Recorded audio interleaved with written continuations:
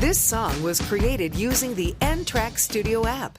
Peace, Universal family. I'd like to welcome you to part 3 of my Black History Build. This installment is entitled, Did You Know Moses Was a Half Original Man? In part 1, I explained the process of selective breeding Black Jews while manufacturing the white race. In part 2, I explained the origins of the feud between the Black integrationists and Black nationalists. And in part 3, I was showing proof that Moses of the Bible was a Semite, a mixed child who was the offspring of a half-original Egyptian mother. Why do we run Yaqub and his maid double over the hot Arabian Desert to the caves of West Asia as they now call it Europe? What does it mean in the EU and ROPE? How long ago?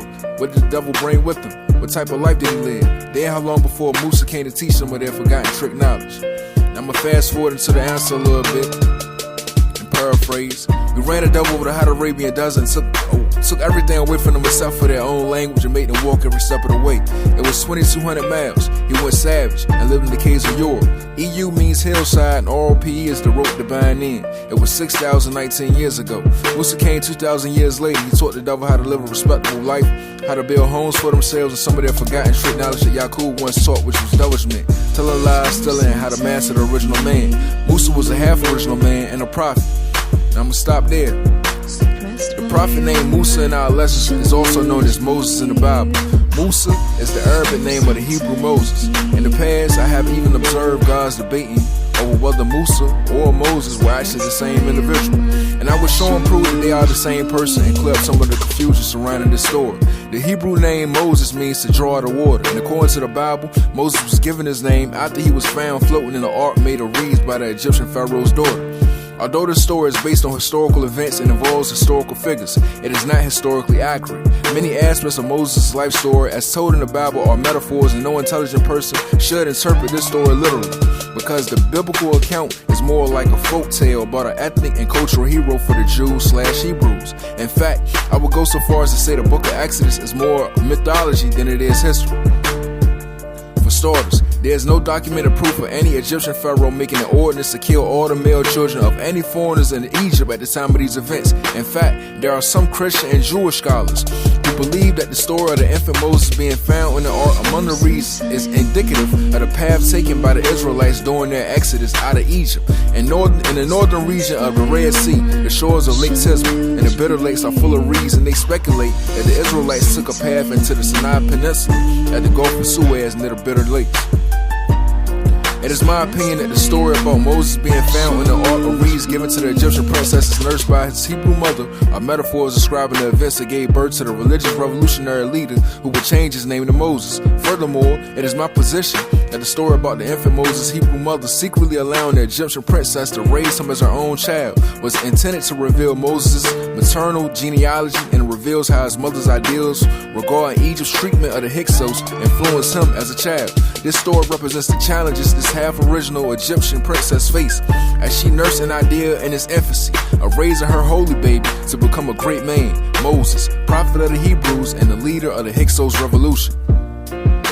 I assert that the half-Hebrew, half-Egyptian princess in Exodus was fully aware that teaching such things to a holy baby would make him a threat to the Pharaoh, and this would put the child's life in danger.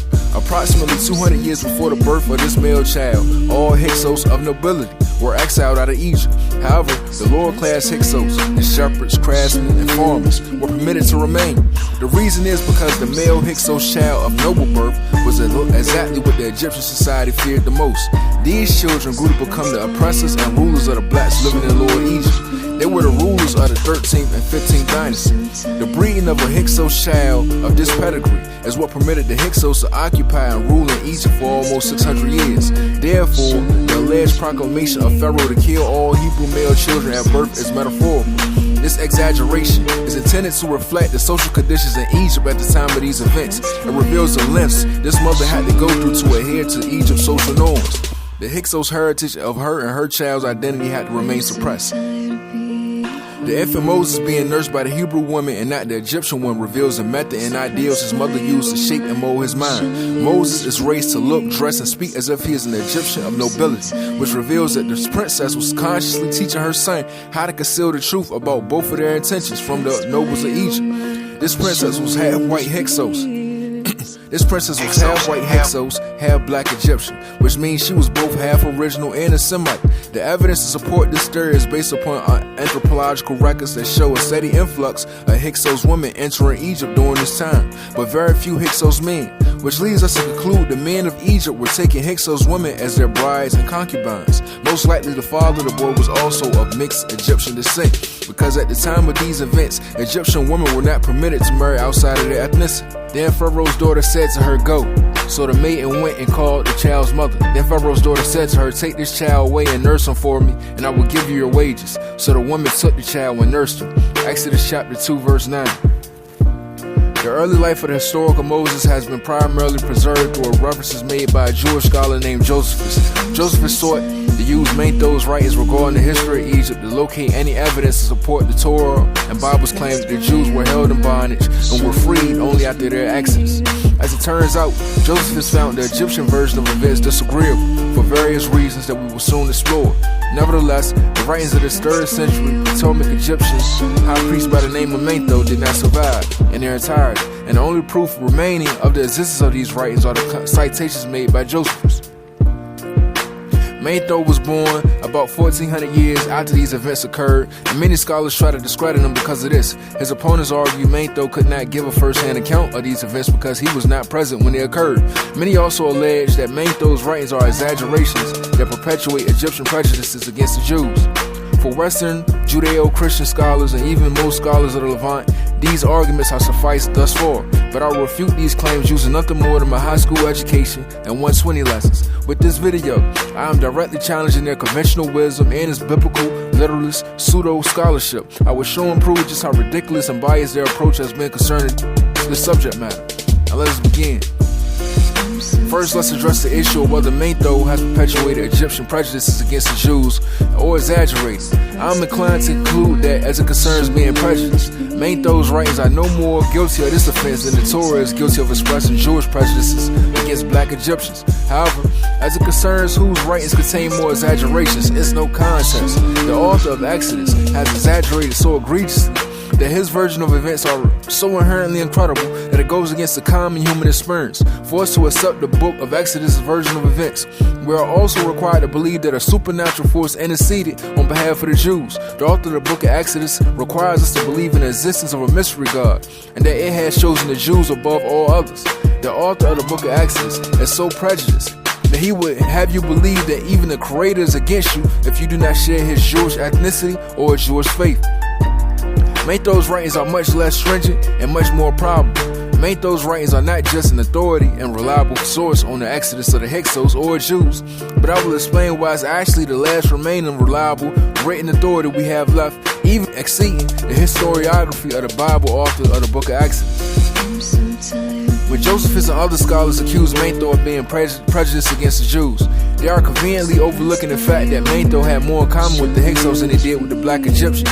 Both the Hyksos and the Ptolemaic Egyptians, like Manetho, had a presence in Greece prior to settling in Egypt, and they each ruled in Egypt as an occupying foreign force. If Manetho was given his personal opinion, it seems more plausible that he would most likely identify with and be more empathetic towards the Hyksos than he would be towards the blacks, whom his ethnic group had dominated and conquered. Next, we will address the dispute regarding whether Manetho's writings are or are not a first-hand account of Exodus. It's important to remember that Manetho never claimed to be the original author of this history. Manetho was a high priest in Egypt, and the blacks who established the institution of their religion that was now under the control of the white Ptolemaics had also established customs of having the high priest record all events taking place on their land and all observable phenomena in the sky above. Therefore, Manetho's manuscript chronicling the entire history of Egypt was only him translating the Egyptian writings of the black high priest who held the position long before him. Manetho translated it into Greek so that Greece, the land of his forefathers, would have access to this first-hand account given by the black high priests who lived during the time of these events occurred and who had recorded what they seen with their own eyes. Furthermore, I am somewhat surprised that Josephus' detractions and opposing arguments have been able to withstand the test of time. His arguments are weak, and the conclusions he and other scholars have reached reveal more about their religious biases than it does to contribute to furthering our understanding of this time period in history. After I challenged and debunked many of Josephus' theories, it will become clear to the objective scientists among us that Josephus was a biblical literalist. meaning he took the writings in the book of Exodus on face value and accepted them as truth, and any version of the events that conflicted with or contradicted what was written in Exodus. Josephus did not think these stories were worth pursuing. Instead, he excused them away by making accusations against Manetho. Josephus and other biblical literalists accused Manetho of exaggerating and perpetuating Egyptian prejudice towards Jews.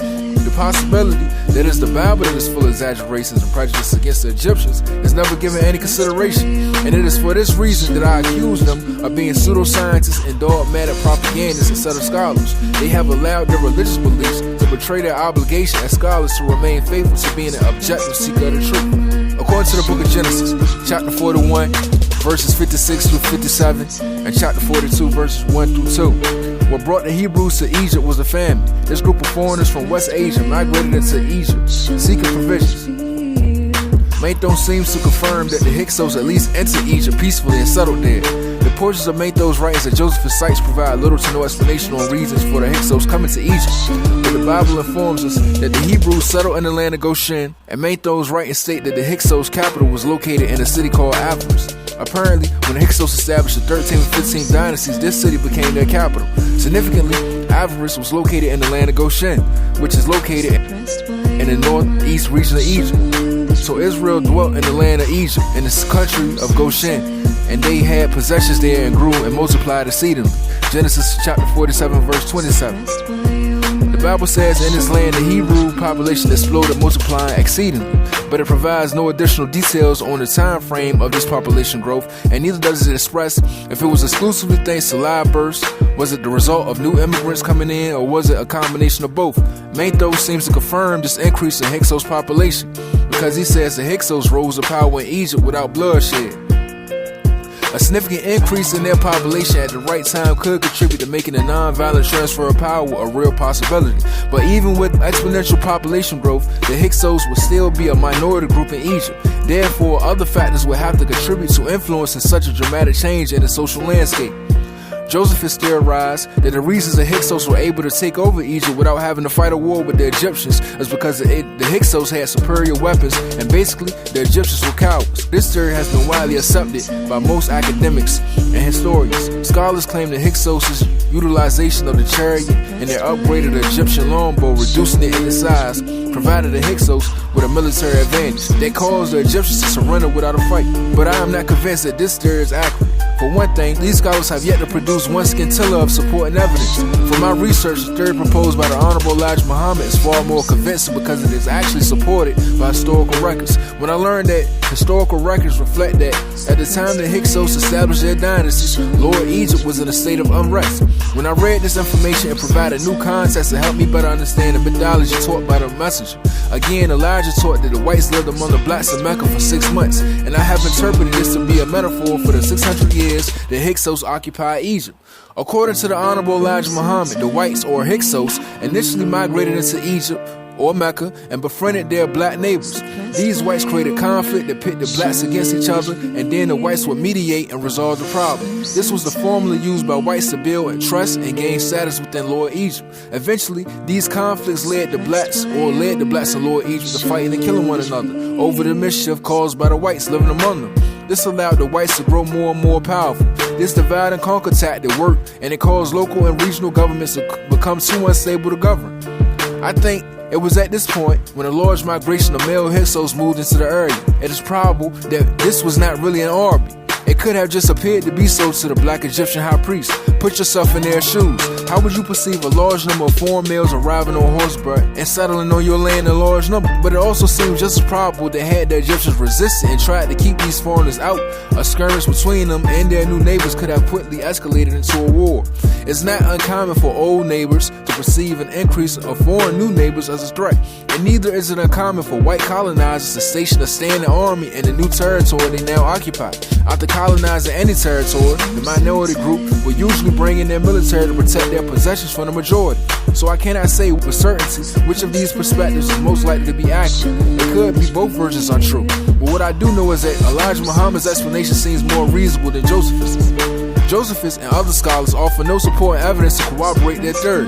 What historical evidence or scientific evidence has any of these scholars who proselytize this belief provided to support the superior weapons argument? The proponents of the superior weapons theory have made no case to explain why the Egyptians should fear the Hyksos weapons enough to not even test their military strength in at least one skirmish. They have not highlighted one significant battle the Hyksos won prior to entering Egypt, where they so completely annihilated their enemy that they should suddenly demand and command and respect of the Egyptian black majority based on their mere presence alone. This failure on the part of Josephus and all the scholars who follow in his footsteps leads me, the objective observer, to conclude that it is their own Jewish, Christian, or other Semitic prejudices against black Egyptians that leads them to make all such uncorroborated assertion. Manetho then informs us that eventually the Hyksos nobles were driven out of Egypt back into West Asia by a black pharaoh from Thebes. Manetho claims it was at this time when the Jews established Jerusalem, and all of these events are what set the stage for the historical figure who would come to be known as Moses. As I previously stated in part 2, the historical Musa did not come to civilize the devils living in the caves of West Asia approximately 2,000 years after the Hyksos nobility were driven out of Egypt. Musa actually came to civilize them and teach them their forgotten trick knowledge approximately 200 years after this happened. Therefore, the historical records do not support the time frames given within our lessons. Another point of interest to all those concerned is that there's actually a distinction that needs to be made between the caves of West Asia and the caves of Europe. I was completely unaware of this until I began doing this research myself. The devils who were driven into the caves of West Asia and the devils who were driven into the caves of Europe after being ran over the hot Arabian desert 2,200 miles, these are two different time periods.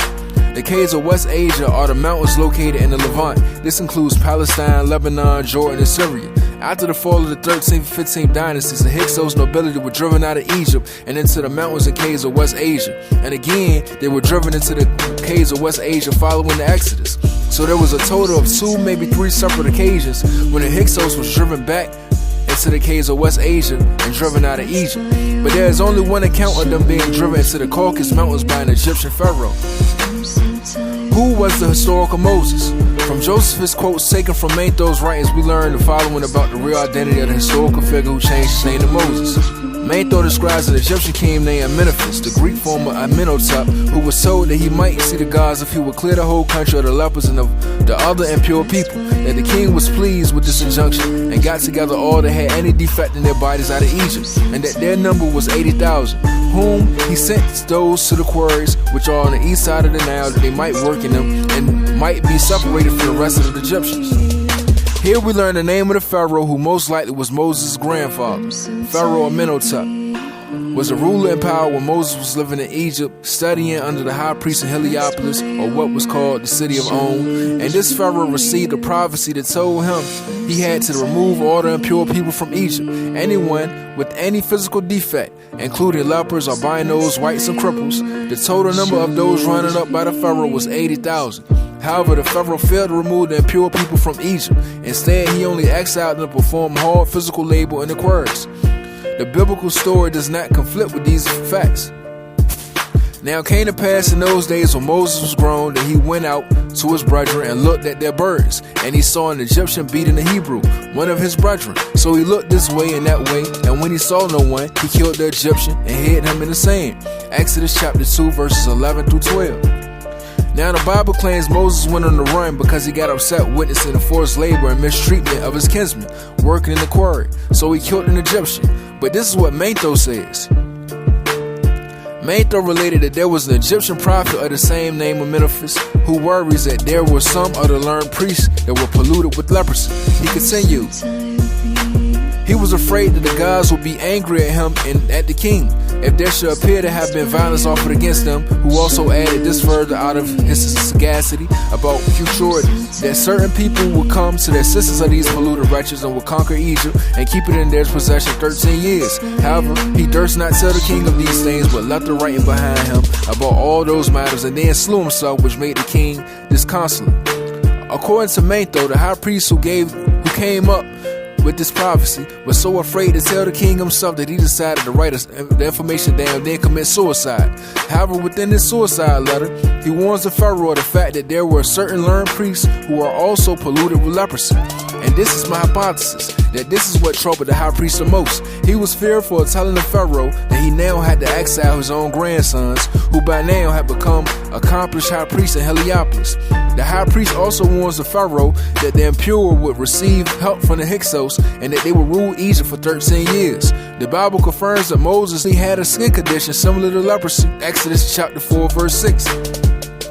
Furthermore, the Lord said to him, "Now put your hand in your bosom." And he put his hand in his bosom, and when he took it out, behold, his hand was leprous like snow. It is inconclusive whether Moses was an actual leper, but if he was, I will explain his usage of a staff, because an effect of leprosy is becoming a cripple.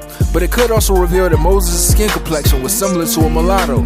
Either one of these will have the result in him being exiled with the rest of the impure people. Manetho then continues, after those were sent to work in the quarries had continued in that miserable state for a long while, the king was desired that he would set apart the city of Avaris, which was then left desolate of the shepherds, for their habitation and protection, which desire he granted them. Again, the Pharaoh has failed to follow the prophecy, and instead he chooses to grant the exiles' request to transfer them from the quarries and permit them to live in the old Hyksos capital, Avaris.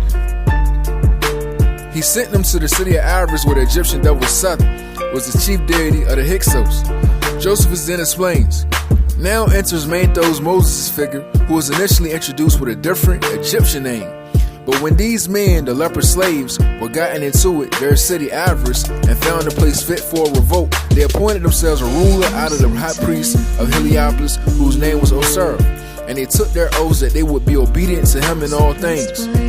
This upstart, according to Manetho, attempted a religious revolution. So we finally learned that it was an Egyptian high priest from Heliopolis named Osiris, whose name derived from the Egyptian god Osiris, who later changed his name to Moses after he was appointed to be the leader of their religious revolt. Most likely Moses was chosen to lead the revolt because he was a direct descendant of the Pharaoh. And if their revolution was successful, then Moses would be a legitimate heir to the throne, and they could potentially establish a new Hyksos dynasty in Egypt through him. Manetho goes on to explain Moses' first laws and all rules and regulations to manufacture his rubble. Devil. He then, in the first place, made this law for them, that they should neither worship the Egyptian gods, nor should they abstain from any one of those sacred animals which they have in high esteem. Example, sheep and cattle, but kill and destroy them all, and that they should join themselves to nobody but to those that were of this confederacy. He had made such laws as these and many more such as were mainly opposite to the customs of the Egyptians. This informs us that Moses' laws were intended to reverse the polarity of the laws in Egypt, and it exposes, as we will see later on, that the plagues were nothing more than exaggerations. The plague of turning the water to blood, the plague of killing the Egyptian livestock, and the plague of the firstborn Egyptians were all savage acts committed by the hands of Moses and his rebels. Manetho continues, Osiris gave order that they should use the multitude of the hands they had in building walls about their city and make themselves ready for a war with King Amenophis, while he did himself take into his friendship the other priests and those that were polluted with them, and sent ambassadors to those shepherds who had already been driven out of the land by Telephomosis to the city called Jerusalem, whereby he informed them of his own affairs and of the state of those others that had been treated after such an ignominious manner, and desired that they would come with one consent to his assistance in a war against Egypt. When our lessons say that Moses went to the caves and mountains to teach the devil how to live a respectable way of life, how to build homes for themselves, and some of their forgotten trick knowledge, it is actually somewhat referring to this Moses sending his brother Aaron to speak with the Hyksos in Jerusalem and the caves and mountains of West Asia to petition them for help.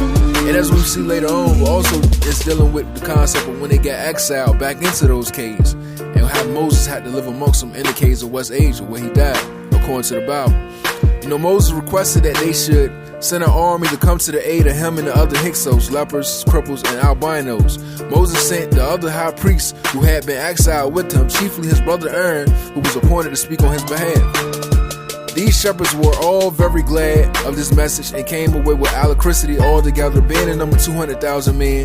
And in a little time they came to Avaris, and now Amenophis, the king of Egypt, upon his being informed of their invasion, was in great confusion, as calling to mind what the prophet Amenophis, the son of Pappus, had foretold him. Here we see the fulfillment of prophecy. The Hyksos came to the aid of the impure exile just as it had been predicted, and the Pharaoh recognized this immediately and did the following.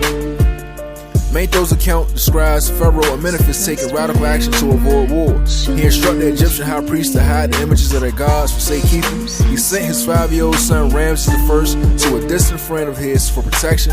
He then left Egypt with 300,000 chosen men and sacred animals, including the most sacred Apis bull, for a 13-year exile in Ethiopia, for the king of Ethiopia was under obligation to him. Basically, the king of Ethiopia had given him his daughter to wed, and because they had marriage ties, they allowed the pharaoh to take refuge in Ethiopia, where the Hyksos wouldn't dare go, as I revealed in, parts 1 and 2. So when you compare Manetho's version of the facts to the author of the book of Exodus, which seems more like an exaggeration? Is it more likely that a supernatural force killed the livestock and the pharaoh's son? Or is it more reasonable for us to believe that Moses and his rebels killed the sacred animals of the Egyptians, and that the pharaoh sent his son Ramses I awaited to ensure his safety? And it came to pass at midnight that the Lord struck all the firstborn in the land of Egypt, from the firstborn of Pharaoh who sat on his throne to the firstborn of the captive who was in the dungeon, and all the firstborn of livestock. Exodus chapter 12, verse 29. Based on the prophecy, Amenephis thus avoided a battle against the shepherd slave leper forces by Osiris, thinking that it would be a fight against the gods. Manetho continues. But for the people of Jerusalem, when they came down, treated the Egyptians in such a barbarous manner that those who saw how they subdued the aforementioned country and the horrid wickedness they were guilty of thought it the most dreadful thing. For they did not only set the cities and villages on fire, but were not satisfied till they had been guilty of sacrilege, and destroyed the images of the gods, and used them in roasting those sacred animals that used to be worshipped, and forced the priests and prophets to be the executioners and murderers of those animals, and then ejected them naked out of the country. It was also reported that the priests who ordained their polity and their laws was by birth from Heliopolis, and his name was Osiris, from Osiris, who was the god of Heliopolis, but that when he was going over to these people, his name was changed, and he was called Moses. Because Moses was a high priest, he understood the significance of sacrificing the Egyptians' sacred animals. The cattle represented Osiris as Apis, the bull, and the ram represented the Egyptian god Amun. Manetho then describes suspiciously briefly Pharaoh Amenephis' triumphant return and defeat of Osiris/Moses, following his 13-year exile. After this, Amenephis returned back from Ethiopia with a great army, as did his son Ramses, with another army also, and that both of them joined battle with the shepherds and the polluted people and beat them, and slew a great many of them, and pursues them to the bounds of Syria. This is the Egyptian version of the Exodus story. It is for you to decide which version you find more logical. I'm just merely sharing information with you. The Bible also confirms that the Hyksos did take refuge in the mountains of West Asia following the Exodus, but there is no evidence that Amenhotep or Ramses I drove them into the Caucasus Mountains. Here, we read that Moses died on the Mount Nebo, perhaps in what is modern-day Jordan. Then Moses went up from the plains of the Moab to Mount Nebo, to the top of Pisgah, which is across from Jericho, and the Lord showed him all the land of Gilead as far as Dan. So Moses, the servant of the Lord, died there in the land of Moab, according to the word of the Lord. Deuteronomy chapter 34, verse 1 and verse 5. According to our lessons and the teachings of the Honorable Elijah Muhammad, it was General Mukmuk who was responsible for running the devil over the hot Arabian desert, 2,200 miles to the caves of Ur. However, during the Exodus, Moses and the Hyksos were driven out of Egypt back into West Asia. Many scholars refute this version of events. They claim there is no physical evidence to support that a war between Pharaoh and Moses occurred because they had found no evidence of a mass graves. But as both Manetho's writings and Elijah Muhammad's explanation show us, I don't think the goal of the Pharaoh was ever to kill a large number of the Hyksos. I think the purpose of forcing the Exodus was similar to what America did to the Native Americans with the Trail of Tears. It was to remove these people, Moses and the polluted people, out of Egypt as the prophecy demanded. However, the historical figure who most closely resembles General Mukmuk will be Ramses II. He was the longest ruler of the 19th dynasty and the grandson of Amenhotep and the son of Ramses I. And this Nubian general was responsible for waging war against whites and black integrationists alike around the world, taking captives along the way. Here's what the black Egyptian high priest of Heliopolis told the 6th century BC Greek historian Herodotus about Ramses II. The Greeks called him Sesostris. Okay, Sesostris, the priest said, sailed first with a fleet of warships from the Arabian Gulf along the coast of the Indian Ocean, subduing the coastal tribes as he went, until he found that shoal water made further progress impossible. Some reports state that he went as far inland on India to reach the Ganges River. Alright, now this is what Herodotus continued. Then on his return to Egypt, still according to the priest's account, he raised a powerful army and marched across the continent, reducing to subjection every nation in his path. Okay, General Mukmuk basically raised an army of Nubians in Upper Egypt to force the black integrationists and whites out of Egypt, Asia, and then marched them into Europe. Herodotus goes on to explain, whenever he encountered a courageous enemy who fought valiantly for freedom, he erected pillars on the spot inscribed with his own name and country, in a sentence to indicate that by the might of his armed forces he had won the victory. If, however, a town fell easily into his hands without a struggle, he made an addition to the inscription on the pillar. For not only did he record upon the same facts as before, but added a picture of a woman's genitals, meaning to show that the people of that town were no braver than women. Okay, so perhaps General Mukmuk may have been the first to call another man a woman's genitals for acting soft. Herodotus further explains, thus his victorious progress through Asia continued until he entered Europe and defeated the Scythians and Thracians. This, I think, was the furthest point the Egyptian army reached, for the memorial columns are to be seen in this part of the country but not beyond. Okay, now here's a little backstory. The Thracians were located in Europe and Asia Minor and modern-day Greece, Istanbul, and Turkey, and the Scythians lived in the Caucasus Mountains region of Europe between the Black Sea and Caspian Sea. According to the teachings of the Honorable Elijah Muhammad, General Mukmuk, or Ramses II, marched his black and white captives to the Caucasus Mountains and dropped the Hyksos and other whites off, leaving them behind in the Caucasus Mountains.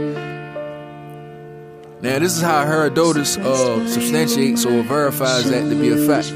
Alright. On his way back, Sesostris came to the river of Phasis, and it is quite possible that he detached a body of troops from his army and left them behind to settle. Or, on the other hand, it may be that some of his men were sick of their travels and deserted. I cannot say with certainty which supposition is the right one, but it is undoubtedly a fact that the Colchians are of Egyptian descent. Okay, Elijah Muhammad taught that after living amongst righteous people in Mecca for 6 months, that General Mukmuk rounded up all the whites and the blacks who fell victim to the trick knowledge of the whites, and him and his army marched them into the Caucasus Mountains, where the captive whites were released to live in the caves of Europe, and the captive blacks were made to patrol the borders of the Caucasus region to ensure the whites never escaped and returned back to Mecca. Now, obviously, Herodotus was unfamiliar with this story, so all he could do was guess how these former Egyptians and soldiers of Sesostris or Ramses II arrived in this region of the world, but he was able to identify them by certain Egyptian features that they retained despite their separation from their homeland. The integrationist blacks who were exiled to the Caucasus border became the Colchians. Here's how Herodotus was able to identify them. I noticed this myself before I heard anyone else mention it, and when it occurred to me, I asked some questions both in Colchis and in Egypt, and found that the Colchians remembered the Egyptians more distinctly than the Egyptians remembered them. The Egyptians did, however, say that they thought the original Colchians were men from Sesostris' army. My own idea on the subject was based first on the fact that they have black skins and woolly hair. Not that that amounts to much, as other nations have the same. And secondly, and more especially, on the fact that the Colchians, the Egyptians, and the Ethiopians are the only races which from ancient times have practiced circumcision. This concludes my show and prove on the 4th degree in the Lost and Found Muslim lesson number 2 to number 1 through 14. Please hit the subscribe button, hit the like button, and leave comments if you haven't already done so. If you would like a copy of Maintho's writings yourself, I can send you a link for the PDF file. Just leave a comment requesting your copy along with your email address. On behalf of Allah's 5% nation, the gods and earth, I thank you for allowing the 5% to teach you. Each one teach one according to their knowledge. It's been a divine pleasure, and cut on your notifications so you'll receive new alerts from my page whenever I post new videos in the future. It's been a divine pleasure. Peace.